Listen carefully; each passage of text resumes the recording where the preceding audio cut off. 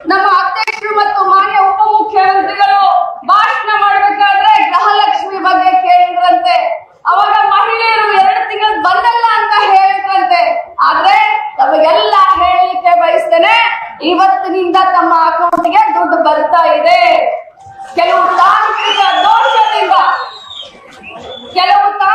ದೋಷದಿಂದ ಜೂನ್ ಮತ್ತು ಜುಲೈ ದುಡ್ಡು ತಮಗೆ ಹಾಕ್ಲಿಕ್ಕೆ ಆಗಿರ್ಲಿಲ್ಲ. ಇವತ್ತಿನಿಂದ ತಮಗೆ ಅಕೌಂಟ್ಗೆ 2 ತಿಂಗಳ ದುಡ್ಡು ಬರ್ತಾ ಇದೆ ಅನ್ನುವಂತ ಮಾತನ್ನ ಹೇಳಲಿಕ್ಕೆ ಬಯಸ್ತೇನೆ. ನಾವು ಕಾಂಗ್ರೆಸ್ ಪಕ್ಷದವರು, ನಾವು ಏನು ಮಾತನಾಡ್ತೀವಿ ಆ ರೀತಿ ನಡೀತೀವಿ. ನುಡಿದಂತೆ ನಡೆಯುವಂತ ಸರ್ಕಾರ ಮತ್ತು ನಾಯಕರು ಅಂದ್ರೆ ಅದು ಕಾಂಗ್ರೆಸ್ ಪಕ್ಷದವರು. ಬಂಧುಗಳೇ, ತಾವೆಲ್ಲ ಅರ್ಥ ಮಾಡ್ಕೊಳ್ಬೇಕು.